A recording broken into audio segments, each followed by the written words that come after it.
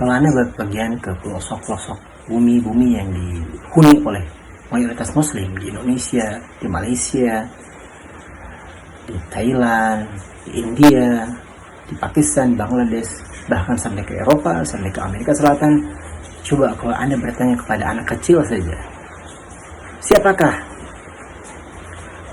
yang disiksa oleh majikannya di atas padang pasir yang sangat tandus, yang sangat panas, ditimpa oleh batu, ini dipaksa untuk kafir lagi, Lata Uzza, supaya dia mengatakan Lata Uzza sebagai Tuhannya. Lalu dia menolak dan dia mengatakan Ahad. Pasti mereka akan menjawab, dia adalah Bilal bin Rabah, muadzin Rasulullah, muadzin pertama Rasulullah, yang mengumandangkan Allahu Akbar. Betul sekali, dia adalah muadzin Rasulullah yang pertama, dan termasuk as-sabiqun awalun, karena dia termasuk orang-orang Islam yang memasuki dinul Islam pada tidak lebih dari 10 orang pertama. Bilal bin Rabah adalah seorang budak yang dimiliki oleh Umayyah bin Khalaf, salah seorang besar kafir Quraisy. Hidupnya seorang budak tidak memiliki hak apa-apa. Hidupnya hanya sehari-hari dengan ternak, dengan unta, dengan domba yang dimiliki oleh majikannya. Dia tidak punya hak apa-apa. Dia makan pun hanya belas kasihan dari majikannya. Kulitnya yang hitam karena dia berasal dari Afrika, dari Ethiopia, dari Habasyah. Namun justru Bilal memberikan pelajaran bagi semua peradaban manusia bahwa ternyata rendahnya kasta, statra sosial, dan kulitnya yang hitam tidak menjadi penghalang bagi cahaya dinul Islam untuk menembus relung hatinya, sehingga dimudahkan dia menerima kebenaran al-Islam dan dia bergabung dengan as-sabiqun awalun pada masa-masa awal-awal kenabian. Kata-kata yang sangat fenomenal itu ketika disiksa oleh majikannya, kata-kata ahad, karena yang dia tahu hanyalah ahad, karena yang dia tahu konsep Islam hanyalah ahad. Allah itu hanya satu, bukan Lata, bukan Uzza, bukan Manat, bukan Hubal, yang tidak bisa memberi manfaat dan mudarat sedikit pun, tapi Allah yang satu, Allahu Ahad. Ikuti kisahnya Bilal bin Rabah saat lagi.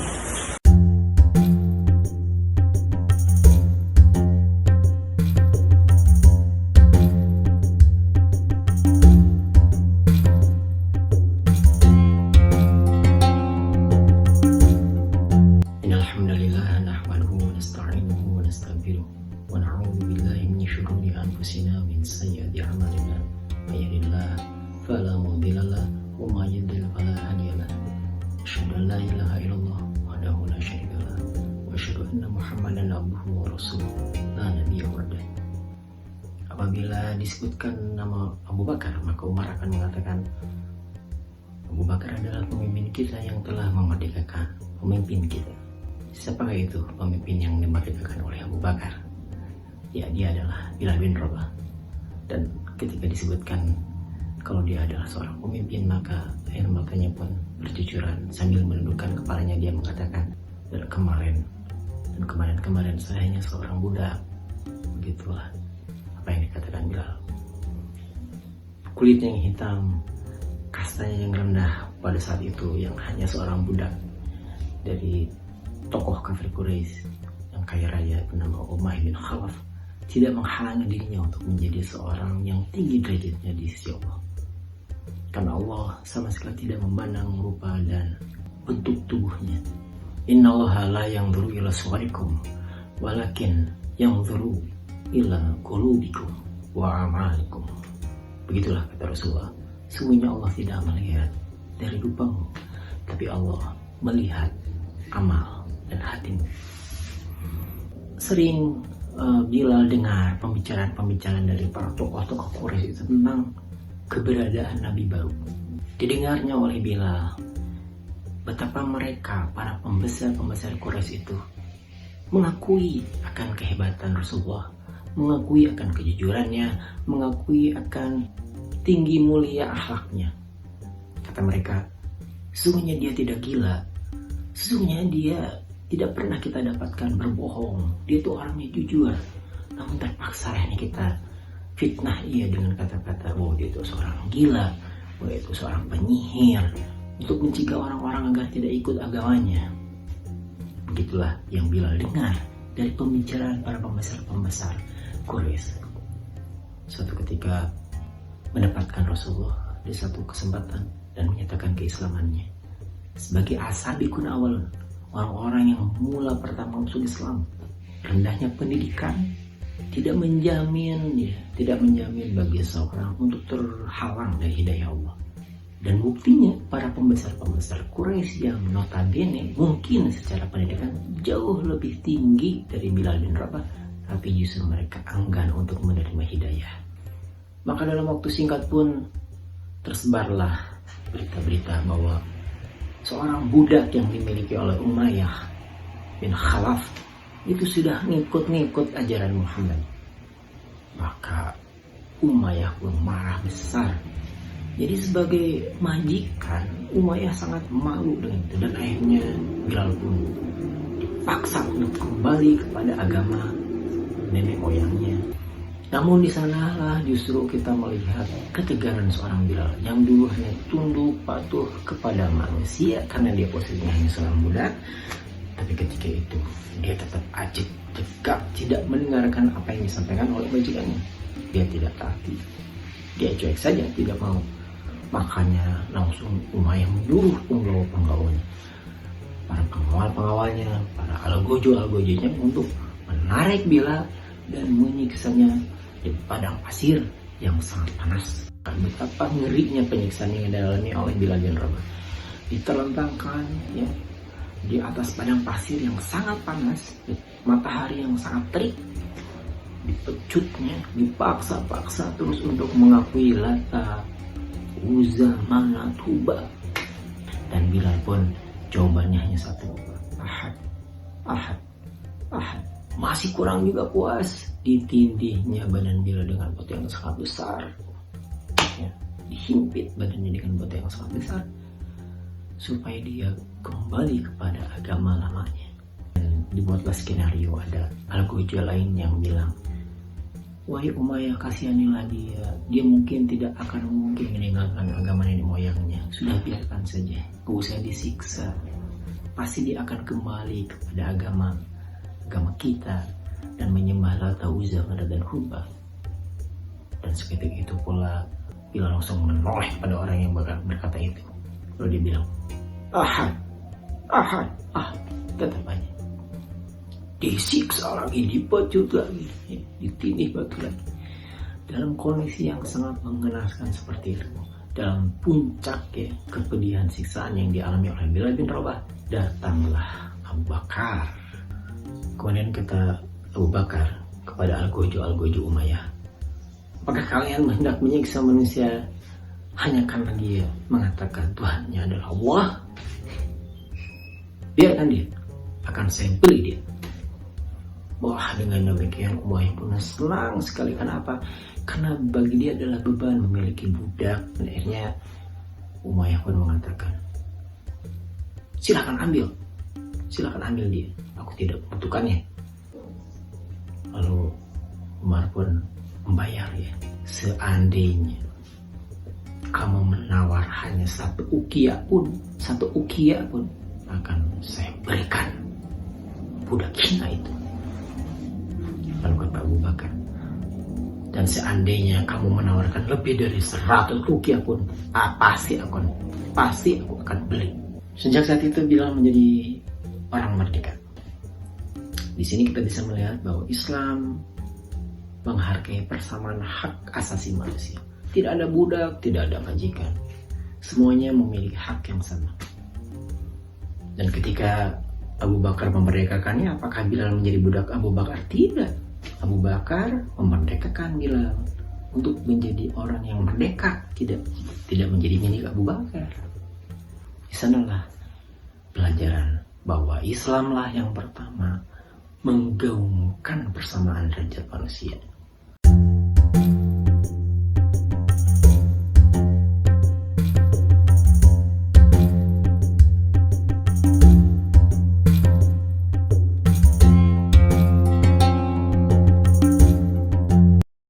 Waktu pun berlalu, kaum muslimin berpindah ke Yathrib yang akhirnya menjadi kota Madinah. Dan di sana Bilal menjadi muadzin Rasulullah, di mana ketika pertama kali Rasulullah hijrah ke Yathrib, yang pertama kali dibangun adalah masjid. Dan Rasulullah meminta pendapat dari beberapa sahabat kira-kira untuk memanggil kaum muslimin melakukan ibadah sholat di masjid, kira-kira pakai apa ya. Dan ternyata akhirnya usulan Bilal lah yang diambil oleh Rasulullah, yaitu dengan mengumandangkan azan. Bilal adalah muadzin Rasulullah selama Rasulullah masih hidup. Dan kini saatnya terjadi dengan kaum muslimin, yaitu perang Badar.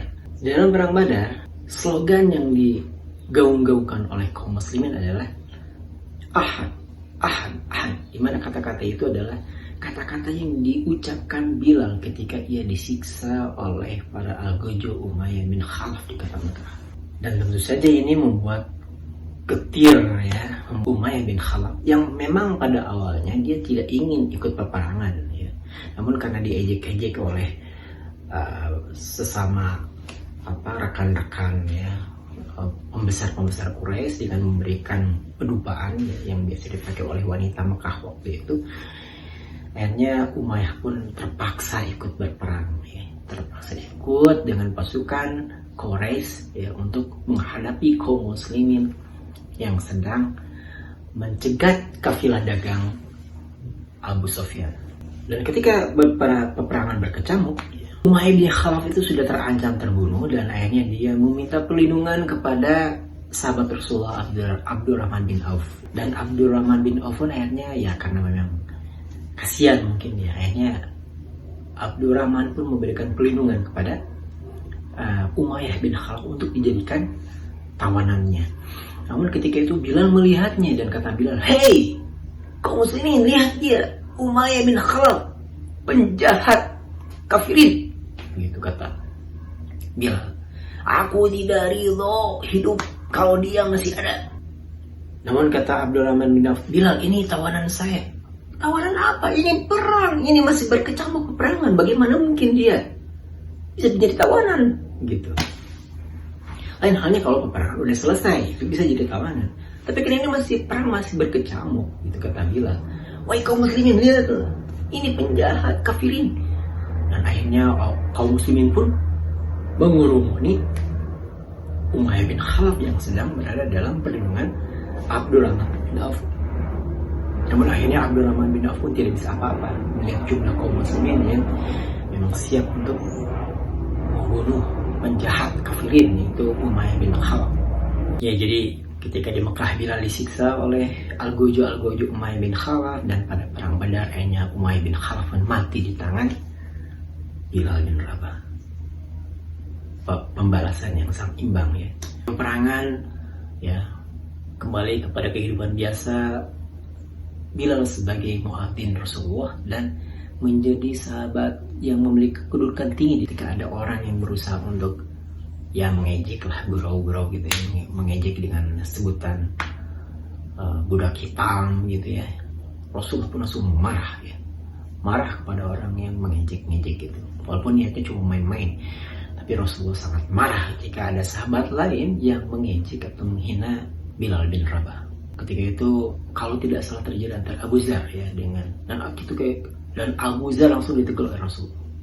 Dan ketika Abu Zar ditegur oleh Rasulullah, Abu Zar langsung bilang kepada Bilal, "Wahai Bilal, tolong injak-injak kepala saya yang telah sombong Bilal. Tolong injak kepala saya." Begitu cara Abu Zar meminta maaf kepada Bilal bin Rabah. Betapa tinggi derajat Bilal bin Rabah, karena Rasulullah pun pernah bilang bahwa, "Wahai Bilal, kenapa kok aku dengar terompahmu sudah sampai di surga. Apa ibadah yang kau lakukan sehingga terompahmu sampai di surga? Kata Bilal, saya tidak bisa. Kata Bilal dan Rabah, saya tidak ada ibadah yang istimewa ya Rasulullah. Barangkali setiap kali wudhu, saya senantiasa menjaga wudhu, dan setiap kali setelah wudhu saya sholat 2 rakaat syukur wudhu ya. Jadi mungkin karena ibadah itulah, mungkin kata Bilal, yang menyebabkan terompah saya sampai di surga. Ketika Rasulullah wafat, ya, Bilal pun akhirnya meminta izin kepada Khalifah Abu Bakar As-Siddiq.